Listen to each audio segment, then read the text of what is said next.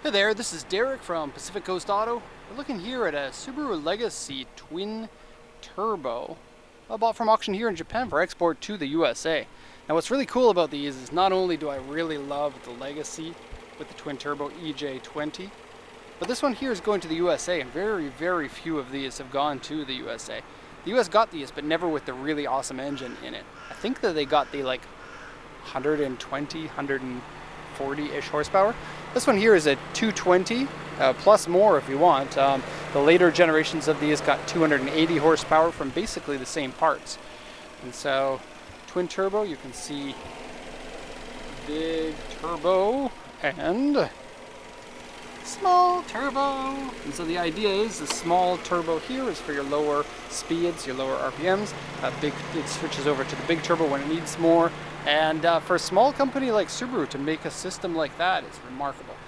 They kept this system until like the BP5 version of the Legacy, which I think started in like 2003.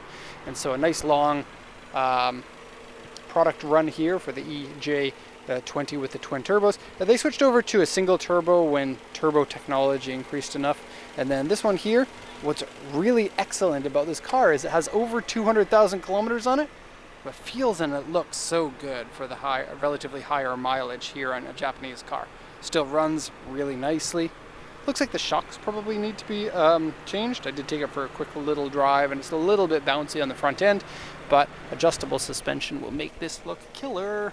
And the color is just so nice. So putting some gold wheels on there would be a huge plus. And you get to be one of the only people with the twin turbo version of the Legacy. Basically like an Impreza WRX, but kind of WRX-y, kind of not. I got one up there. You can see it there, GC8. That one has a single turbo version of this engine. And then this one comes with coil on plug, I believe. Let's have a look. There you go. So one coil pack per cylinder, unlike the Impreza, who gets either one or two coil packs depending on the generation for all 4 cylinders. Anyway, timing belt, have a look. Changed in 2002 at 89,000 kilometers. Probably a good time to change it again now that you're over 200,000. Man, I'm so happy to be exporting this one. I love the Legacy. I've had one a generation after this with the automatic transmission and the EJ20 twin turbo engine, and just loved it so much. I think that they feel so good to drive and so simple, and yet so I guess advanced with the twin turbos.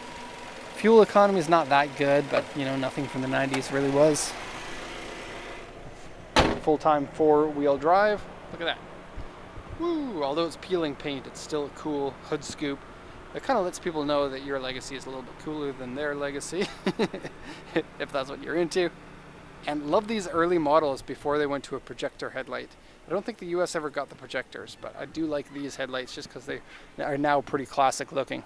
And so this one was bought from auction. We're going to be sending this one to the USA, and I'll quickly read over the auction inspection sheet. One thing about this car, very good in all respects. I have really no problems, especially for the nice price that we got this at. I was expecting it to be more considering it's US legal. But for a very nice car, it smells terrible inside. Look, you open the door this much, and you need a hazmat suit. It kind of feels like, you know, somebody quit smoking. They went to like, is there a smoking version of Alcoholics Anonymous? So they went there for years, and then they just broke down one day and bought 40 packs of cigarettes and just lit them all and hotboxed the entire inside of the car. It's that bad. And you'll know it when, like, if you're the person who bought this, you'll know as soon as you go in there. It's difficult. It's difficult to sit inside. Take a look here too. Look at how yellow the visors have become from the stench of cigarettes. Headliner too. Here's a quick look. I'll come back to this. Momo steering wheel is stock on this, and these do come in a 5-speed manual, but they're super rare to find one that's US legal at the moment, whether it be automatic or 5-speed. And then if you can find a 5-speed, you're going to pay a good chunk more for it.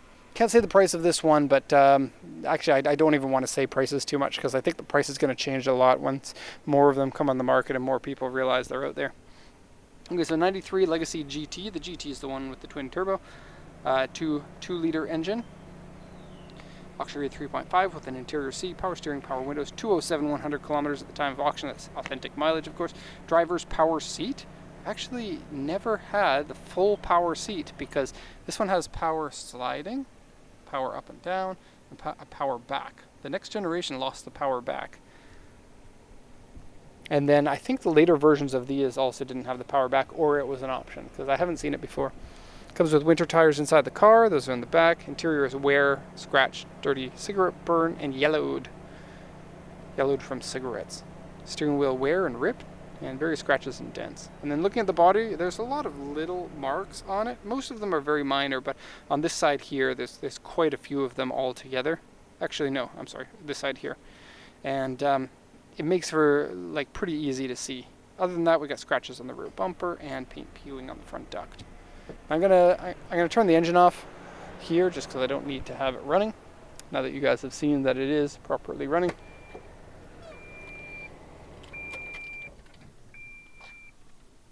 Okay, and we'll do a once around here, and then I'll show some of the damage from the body. This was bought wholesale from auction, and so a lot of our customers are buying these cars for the purpose of reselling. Something like this you might be able to see in the USA in short order. I'm not entirely sure, but that's like most of our US customers are doing that. I really like the lines of this generation of the Legacy, especially when lowered. And I think it's growing on me even more. I think I liked it before, I think I like it even more now. And the Legacy that comes before this, very, very much like that one. But unfortunately, they're basically, a 2 or 3 times a year kind of car for coming up for auction. Subarus tended to be seen as kind of disposable once they got a little bit older, and although they're wonderful cars, they didn't really have that prestige that made people keep their car. And so they became very popular exports. And so other countries nabbed them all up when the price was really cheap. I got one of this generation, basically the same car as this, as our very first export ever, back in 2008. And I paid $40 for it. Actually less, it was 4,000 yen, so the exchange rate at the time would have made it somewhere close to around $30 for the car. And it was in roughly, better condition than this one, I would say, simply because it was not as old and lower mileage. But that's how cheap these cars used to be, and so people really didn't care a lot about them. They all left the market. And so that's part of the reason why you don't see them very much anymore, even though they're great cars. Love them so much. Alright, so you already saw the peeling on the hood duct there. Front bumper has been repainted, so that's generally pretty good. There's some paint fade on the top of this fender. You might be able to see it, you might not be able to. Down this side here, some dents right after the door, if you look right over there.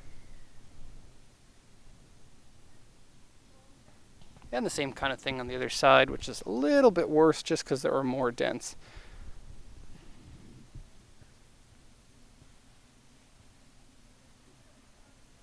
And they go all the way down the fender. I don't know if you can see all the way down there, but there are more dents. And then a big one here. This is the biggest body damage on the car. And so I'm pretty happy with the way that the body looks compared to the auction sheet. It's exactly as expected. Going to the interior, and I'll actually, before we do this, pull this key out so it's not yelling at us. I really quite like these Legacies because it feels like they really had something to prove with this generation.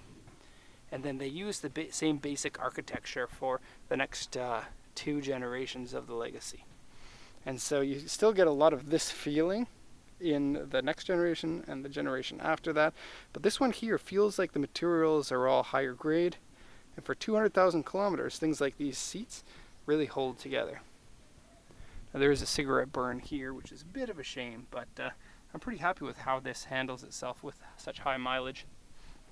The floor mats, same thing, still pretty good looking, especially when you compare it to like a Toyota or a Nissan floor mat, which tend to wear out, especially their early 90s stuff. Steering wheel. I've never seen a Legacy steering wheel do this.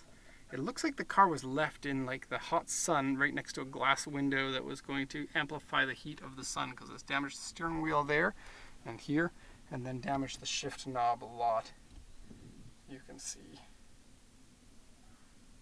The camera's like, where do I focus? I don't know. I'm confused. Okay, I already showed that.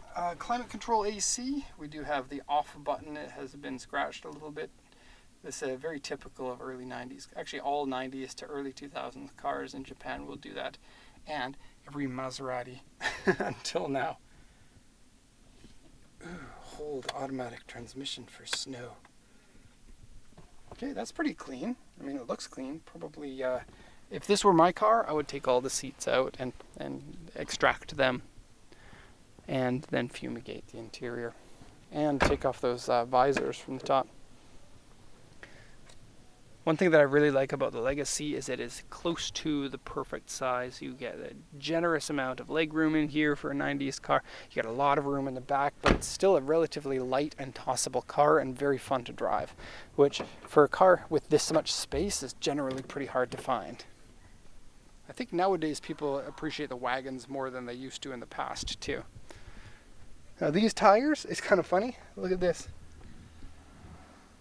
That means 1994. These are tires that they bought when they bought the car brand new. They've been on there now for 26 years. That still works. That's reasonable. And the carpet in the back looks to be good with a little bit of staining in it. But I'm not upset with that. I am very impressed by winter tires on there.